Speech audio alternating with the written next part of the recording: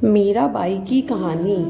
मीराबाई भक्ति काल की ऐसी संत है जिनका सब कुछ कृष्ण के लिए समर्पित था। मीरा का कृष्ण प्रेम ऐसा था कि वह उन्हें अपना पति मान बैठी थी। भक्ति की ऐसी चरम अवस्था कम ही देखने को मिलती है। आइए जाने मीराबाई के जीवन की कुछ रोचक बातें। मीराबाई के बालमन में कृष्ण की ऐसी छवि बसी थी कि किशोरावस्था से लेकर मृत्यु तक उन्होंने कृष्ण को ही अपना सब कुछ माना। जोधपुर के राठौड़ रतन सिंह जी की इकलौती पुत्री मीराबाई का जन्म 16वीं शताब्दी में हुआ था। बचपन से ही वह कृष्ण भक्ति में रम गई थी। मीराबाई के बचपन में हुई एक घटना की वजह से उनका कृष्ण प्रेम अपनी चरम अवस्था तक पहुंचा। एक दिन उनके पड़ोस में किसी बड़े आदमी के यहाँ बारात आई। सभी औरतें छत पर खड़ी होकर बारात देख रही थी। मीरा भी बारात देखने लगी। बारात को देख मीरा ने अपनी माता से पूछा कि मेरा दूल्हा कौन है। इस पर उनकी माता ने कृष्ण की मूर्ति की ओर इशारा करके कह दिया कि यही तुम्हारे दूल्हा है। बस यह बात मीरा के बालमन में ऐसी गांठ की तरह बंध गई। बाद में मीराबाई की शादी महाराणा सांगा के पुत्र भोजराज, जो आगे चलकर महाराणा कुंभा कहलाए, से कर दी गई। इस शादी के लिए पहले तो मीराबाई ने मना कर दिया, लेकिन जोर देने पर वह फूट फूट कर रोने लगी। शादी के बाद विदाई के समय वह कृष्ण की वही मूर्ति अपने साथ ले गई जिसे उनकी माता ने उनका दूल्हा बताया था। ससुराल में अपने घरेलू कामकाज निपटाने के बाद मीरा रोज कृष्ण के मंदिर चली जाती और कृष्ण की पूजा करती, उनकी मूर्ति के सामने गाती और नृत्य करती।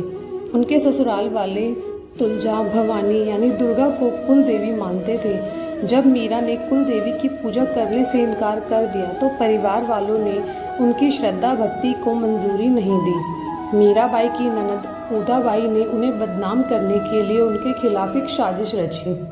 उसने राणा से कहा कि मीरा का किसी के साथ गुप्त प्रेम है और उसने मीरा को मंदिर में अपने प्रेमी से बात करते देखा।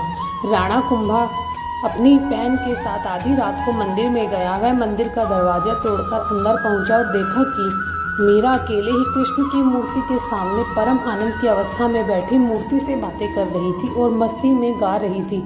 राणा मीरा पर चिल्लाया, मीरा, तुम जिस प्रेमी से अभी बातें कर रही हो उसे मेरे सामने लाओ। मीरा ने जवाब दिया, वह सामने बैठा है, मेरा स्वामी नैन चोर, जिसने मेरा दिल चुराया है, और वह समाधि में चली गई।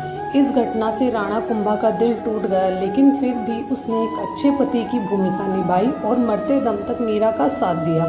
हालांकि मीरा को राजगद्दी की कोई चाह नहीं थी, फिर भी राणा के संबंधी मीरा को कई तरीकों से सताने लगे। कृष्ण के प्रति मीरा का प्रेम शुरुआत से बेहद निजी था, लेकिन बाद में कभी कभी मीरा के मन में प्रेमानंद इतना उमड़ पड़ता था कि वह आम लोगों के सामने और धार्मिक उत्सवों में नाचने गाने लगती थी।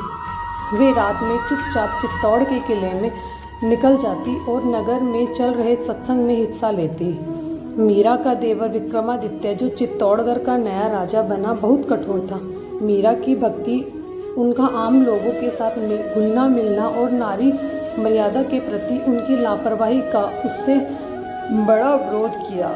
उसने मीरा को मारने की कई बार कोशिश की, यहाँ तक कि एक बार उसने मीरा के पास फूलों की टोकरी में एक जहरीला सांप रखकर भेजा और मीरा को संदेश भिजवाया कि टोकरी में फूलों के हार हैं। ध्यान से उठने के बाद जब मीरा ने टोकरी खोली तो उसमें फूलों से हार को देख कृष्ण की एक मूर्ति निकली। राणा का तैयार किया हुआ कांटों का बिस्तर भी मीरा के लिए फूलों का सेज बन गया। जब मीरा उस पर सोने चली, जब यातनाएं बर्दाश्त से बाहर हो गई तो उन्होंने चित्तौड़ छोड़ दिया।